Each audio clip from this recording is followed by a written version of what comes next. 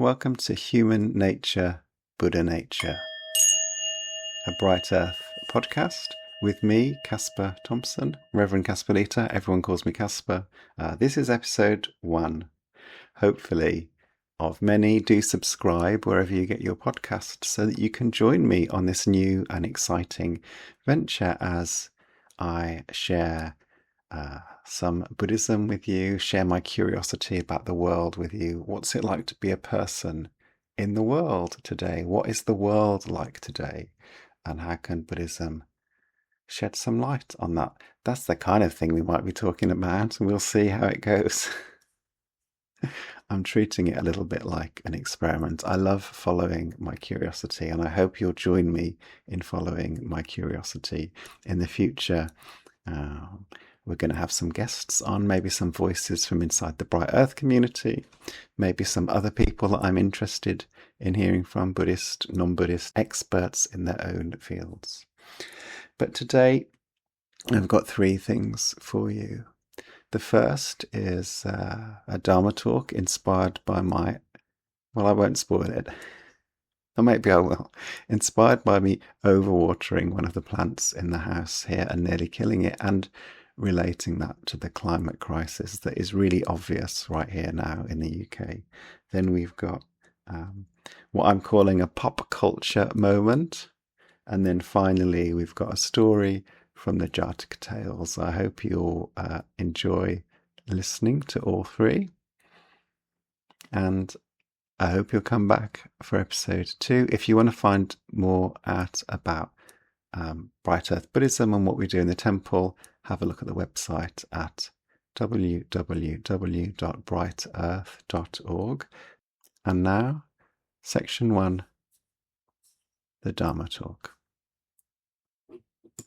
When you come in through the back door of our house, where all the coats are and the shoes and the dog leads and the bins, there's a small window, and on that window is quite a large succulent.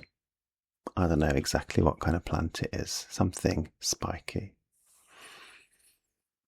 And the other day, Satya said, "Oh, I'll check if it needs watering. It often gets missed." And I said, "I never miss it." So Satya checks it, and of course, it's overwatered. I hadn't missed it. I'd given it far, far too much water. And you could see some of the, are they called leaves? Were beginning to rot at the bottom. So shame-faced, I put it outside in the sunshine straight away, hoping to dry it out. And then later, Satya realized, or maybe already knew, that this succulent was in a pot inside a pot. So the succulent's inside a plastic flower pot that has holes in, and the plastic flower pot is inside the ceramic pot. I just thought it was planted in the ceramic pot. So she lifted it out, and there must have been 2 inches of water in the bottom of this ceramic pot. I'm glad she lifted it out. So we left the plant in the sun, and I think it's doing fine now. A few weeks ago, I heard a succulent expert saying the way to care for them is to drench and dry them. So make the soil wet, wait till it dries completely, make it wet again. I was obviously using the drown and dry method. Why am I telling this story when the world is dying? Such a banal story. It's not going to earn me loads of money as an after-dinner speaker, an anecdote like that. And something on such a small scale when there's all this big news around us. The UK, loads of the UK is in drought right now. There's wildfires here, not too far from where I am. There's huge wildfires in Europe.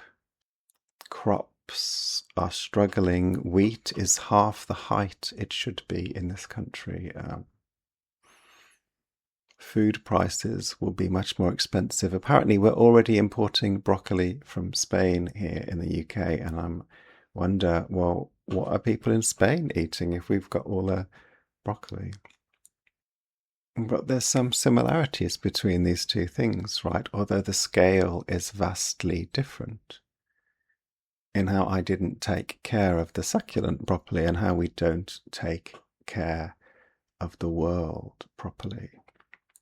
To take care of a plant, you look at the causes and conditions. You create good causes and conditions for the plant to grow in. The right kind of soil, enough light, enough water, not too much water. And the plant itself knows how to grow. You get all of that right, and the plant does the growing itself. A few years ago, when I was studying wild therapy, I read that one of the Chinese characters for nature means something like self-managing. It's a system that takes care of itself. A plant knows how to grow when the conditions are right. The natural world knows how to look after itself when the conditions are right. And actually, the natural world mostly knows how to look after itself. But the conditions weren't right for the plant because I was pouring in too much water. And the conditions aren't right for the natural world because we're pouring in too much carbon, too much methane, too much plastic into the oceans, and so on. So what's the response here? It's to examine the causes and conditions. If the job of taking care of a plant is to look after the causes and conditions, the job when something goes wrong is to examine the causes and conditions of the going wrong. How did I end up pouring so much water into the succulent? A combination of rushing and maybe just not being able to estimate how much water it takes to make the soil damp. And then you can look at, well, why was Kaspa rushing? What had been in my day previously that had led me into that state where I was just trying to get through everything or tick things off the list or get to the point where everything was done and I could have a rest. We'll come back to that in a moment. And it's the same in the world. What are the causes and conditions that mean we're pouring all of this carbon dioxide into the atmosphere?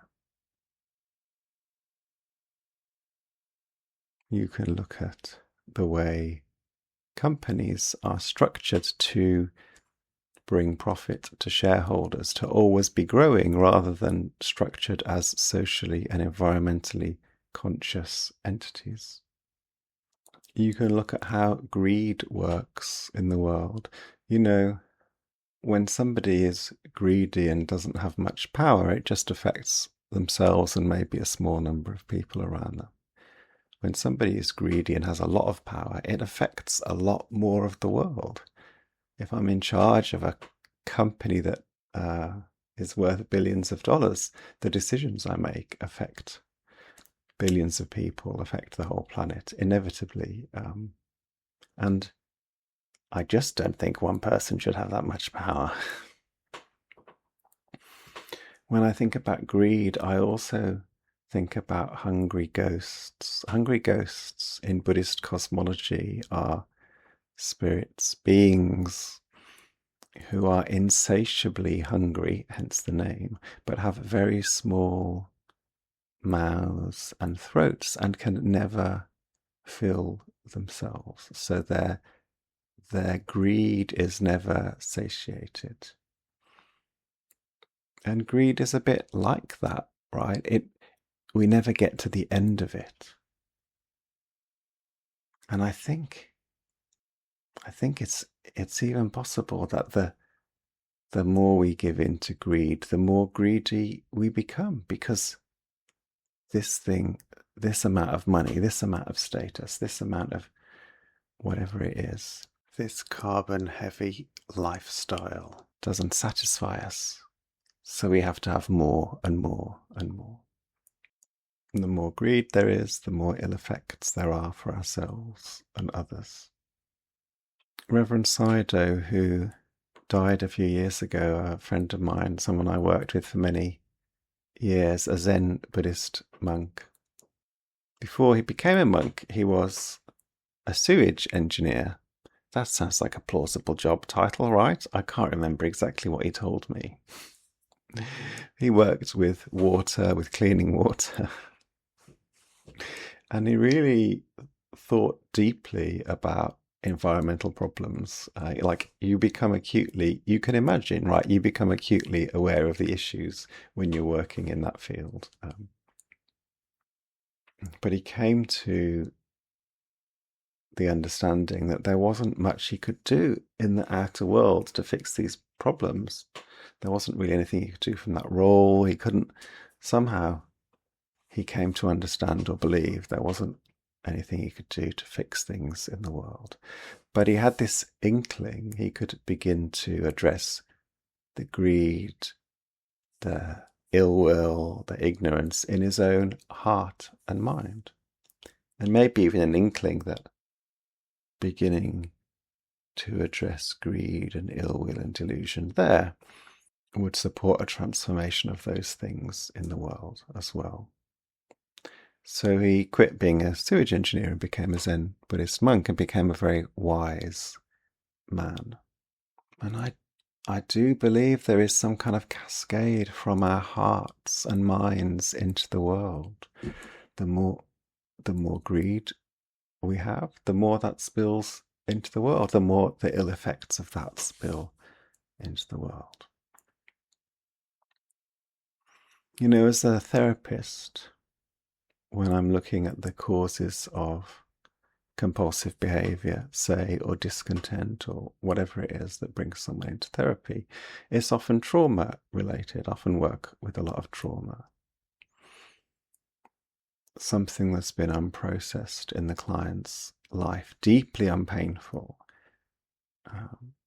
something deeply painful at a time when they didn't have the capacity to handle those feelings. The feelings get exiled. And the way that we exile them is by distracting ourselves, by sliding into greed or into hate of ourselves or others, or into disassociation, whatever it takes to keep those feelings away. And that's, I really appreciate that work. It's good work to be doing. And I'm sure that in lots of the lives of powerful people, there is unhealed trauma that it wouldn't hurt to heal. In fact, more than wouldn't hurt, like it would benefit the whole world, right? If you're in a position of power, get some therapy. But the Buddhist analysis of greed and ill will and delusion goes one step further. It says it's not just a way of avoiding trauma in the sense of some acute event that happened to us at some point in our lives.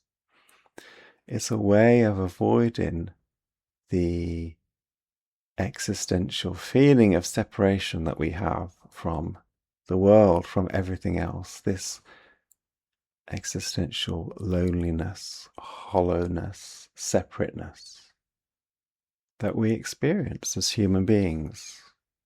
That is the backdrop to much of how we live our lives. So let's come back to me watering the plant. And as a therapist, I might look at why I was rushing and trace it back through the causes and conditions of what I was feeling, what feelings was I avoiding, what had happened to me earlier in the day or the week. And there'd be some benefit in that. Potentially I'd find something that I didn't want to acknowledge, something that I was keeping moving quickly to avoid feeling, that led to me rushing through the day and overwatering the succulent. But the Buddhist analysis suggests the benefit of going deeper and acknowledging this existential feeling of separateness is what drives all of the three poisons: greed, ill will, delusion.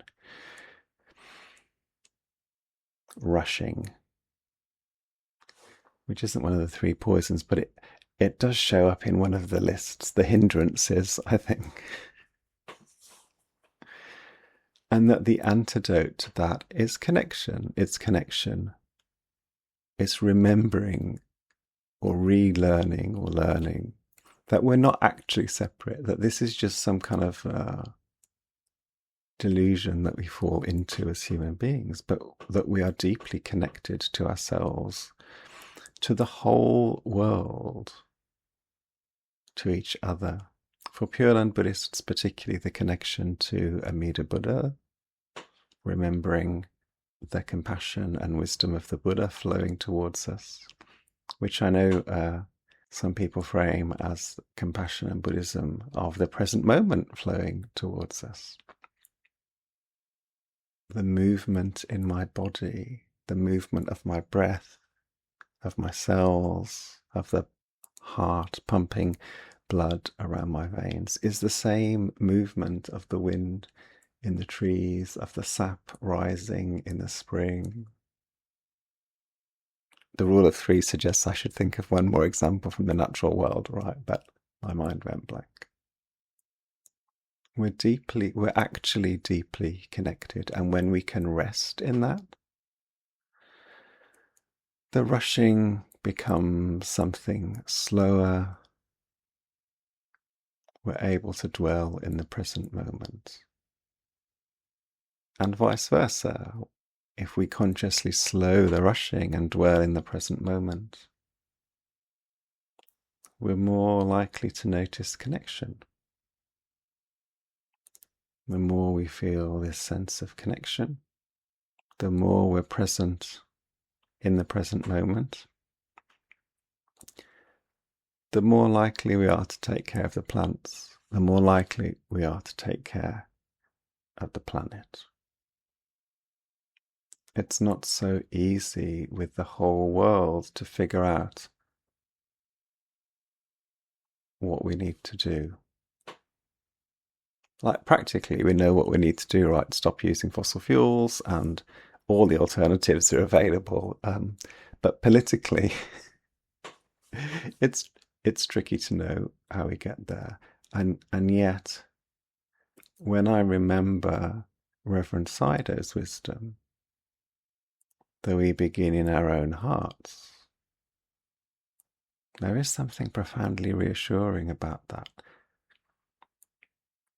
You know, when I had that conversation with Sido, I was doing a lot of activism. I was involved with Extinction Rebellion Buddhists. I'd been arrested for meditating on the street and thrown out of a Barclays bank in Glasgow for meditating in the bank. They were known for funding lots of fossil fuel activities.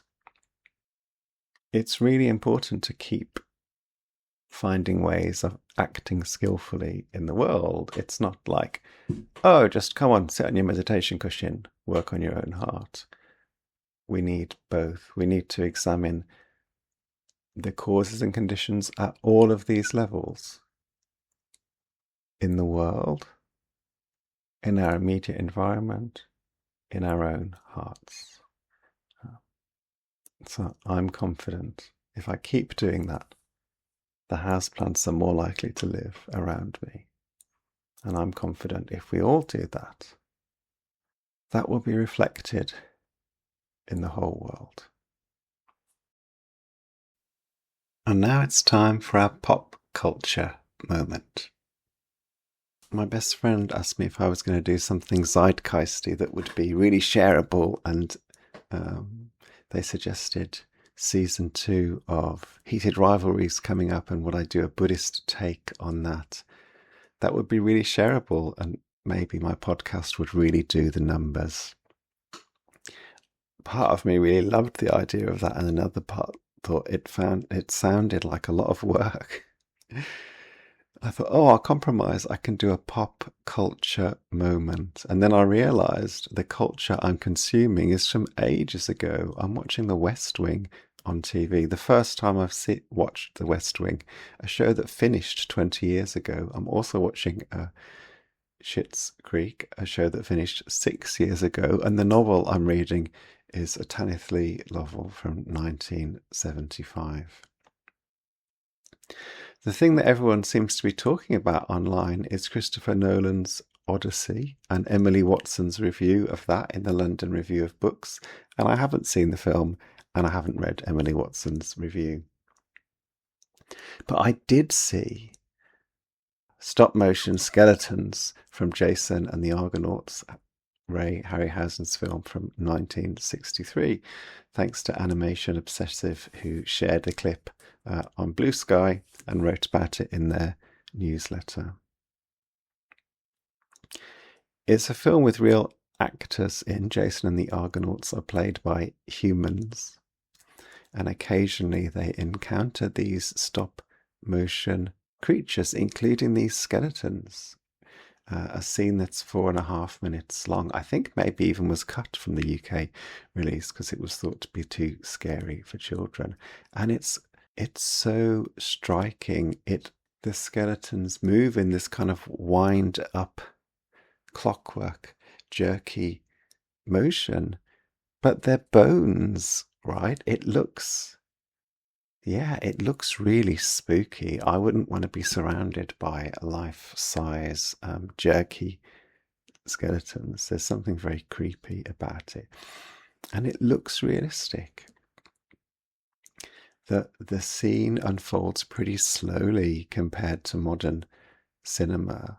The tension builds. There's brief moments of action. It's maybe not realistic, but skeletons rising out of the dirt and fighting you isn't realistic. It didn't take me out of the scene at all. In fact, it brought me into it more deeply because it didn't look like a computer game. It looked like real 3D objects that were being interacted with. Apparently it took 4.5 months to do that one scene, which is about and the scene's about 4.5 minutes long, so that's about a month's worth of work for a minute's work of film. Just Ray Harryhausen on his own. He didn't like working in a team. He described CG effects in one interview. He was pretty graceful about how the industry has changed, and he's pretty graceful about other people's work, even work that, reading between the lines, he doesn't like. But he described CG effects as effects by committee.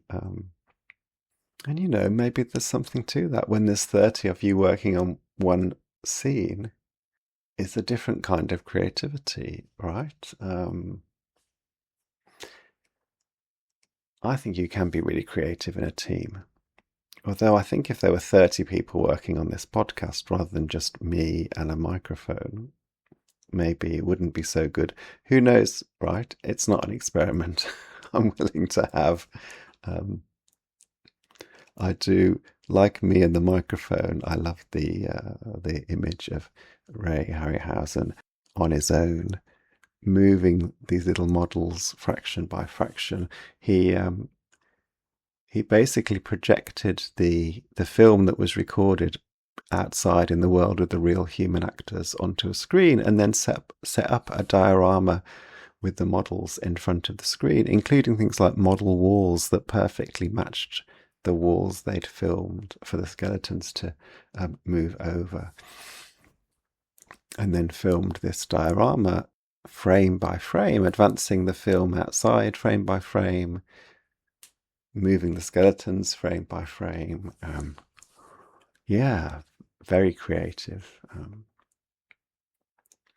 And very different to the big splashy effects you see in superhero films today, where the last third of it, to me, feels like it's just full of action and like watching somebody else play a computer game. I know real people can't move in the way that those characters move. It's very different. It's very different from watching people do stunts like they used to do back in the 70s, where there's this sense of a real body with heft hitting something else. Harryhausen said the effects must serve the story. And I imagine that many filmmakers think that's what they're doing, but I also know how much the algorithm is king these days, right? What can we clip and share on the algorithm? What is going to make it to the top of people's Netflix's queues? How can we hold their attention? I read an article a while ago about the difference between Bluey, the Australian children's TV program, and Cocomelon, the YouTube channel. And Bluey is made by one person who tries to write jokes for adults and children, and it produces really good television, right? In my opinion. And Cocomelon is made by a committee, so to speak, and they test the programs by showing them to a room full of toddlers in a room full of distractions. And when the toddler's attention goes from the screen, they know, oh, we have to do something different in the animation now to get their attention back, and they edit it. It's like the science of grabbing people's attention. And what it leads to is this kind of one note, bam, bam, bam, bam, bam, which sounds completely exhausting and overstimulating to me. I'm not sure.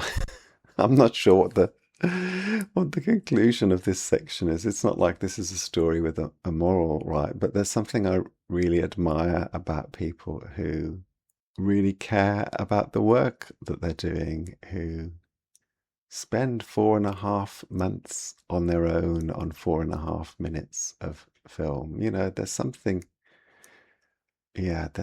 really powerful about that image to me. Perhaps it's because I can't imagine spending 4.5 months on something that's only going to be 4.5 minutes long, but I really love the idea of it. And I really loved that clip from Jason and the Argonauts, and maybe a date with the whole film is in my future. But now it's time for a story. The Jartaka tales are stories of the Buddha's previous lives, little morality plays, a little bit like Aesop's fable. They begin in the present, the Buddha's chatting to somebody, and then he says, oh, something in a previous life will help explain this. So in this story, the story of the Kimsuka tree, the Buddha is chatting to some disciples, and they've all become enlightened through doing different practices. And somebody says, Nibbana is the same, it's of one nature, but we've all done different things to get enlightened. What's going on there? And the Buddha says, this reminds me of the story of the Kimsuka tree. It's about a king with 4 sons who all want to see a Kimsuka tree. So the charioteer takes them out, one by one, at different times of year. Let me read to you from Sarah Shaw's translation. He showed them the tree at a time when there were just buds on the trunk. Another he showed when the leaves were fresh. Another at the time when it was flowering, and another at the time when it was bearing fruit. In due course, the 4 brothers were sitting down, and one said, what kind of tree is a Kimsuka? One put forward the observation, it's just like a charred stump. A second said, it's like the banyan tree. A third, it's like a piece of flesh. A fourth, it's like an acacia. As they were not satisfied with one another's explanation, they went to the father. Sire, what kind of tree is a Kimsuka? How have you all explained it? He asked. So they told him the way that each had described it. The king said, you 4 saw the Kimsuka tree. The charioteer showed you the whole of the Kimsuka, but you did not question him in detail and ask, what is it like in this season? Or what is it like in that season? So doubts arose in you. So the Buddha wanted his monks to know that just like these princes, they'd come into a state of confusion when they could have come into a state of clarity. Awakening shows up differently for people of different temperaments. But that doesn't have to be something that produces doubt. It can produce curiosity that reveals to us more of what awakening is like, more of what enlightenment is like. Oh, it shows up like this for me, it shows up like that for you. Therefore, it must be both of these things somehow. And the Buddha said to the monks, at that time in the past, I was the king. That was me in a previous life. I was the king. And you monks, you were the princes. In the commentary, Sarah Shaw says, this was designed to mitigate schisms in the Sangha after the Buddha died. He was saying all of these different ways are valid. All of these awakenings are views of something that is bigger than each of the views, but there's something in all of them. I often think of, like, I can see my garden out of lots of different windows in the house, but the view of the garden is a bit different from outside each window, but the garden is still a garden, right? I really like the story of the Kimsuka tree. It speaks to something of the culture of Bright Earth Buddhism as well, that we understand there are different ways to become enlightened, that awakening experiences can be different from person to person, and that there is, as it says in another sutra, it all has one taste, the Dharma all has one taste. Towards the end of last year, Satya and I, and the ministry team, but particularly with help from Ananda, Reverend Ananda, we wrote a text called the Statement of Faith, which does what it says on the tin. It describes the sort of doctrine and philosophy and the container, the context for Bright Earth Buddhism. It's the statement of faith. There's 2 lines I want to read which make me think of this story about the Kimsuka tree. Our heart practice is the Nembutsu, the recitation of Amida Buddha's name. And then the second line I want to read. We treasure Shakyamuni Buddha, who set the wheel of Dharma turning. We learn from Buddhist teachers throughout the ages, awakened beings everywhere, and the world itself. We especially revere the great Pure Land sages, Honen and Shinran. So we have this anchor in one thing. Like the Buddha knew that his disciples had different temperaments, so different things suited them. And to form a community, there has to be some kind of shared temperament, I think. Not that everybody is exactly the same. So we have some shared affinity for Nembutsu in our community, for Pure Land Buddhism, and we are open to receiving wisdom from wherever it appears. And that's the podcast. Thanks for listening. Appreciate your attention. Now, hopefully you'll join us next time on Human Nature, Buddha Nature.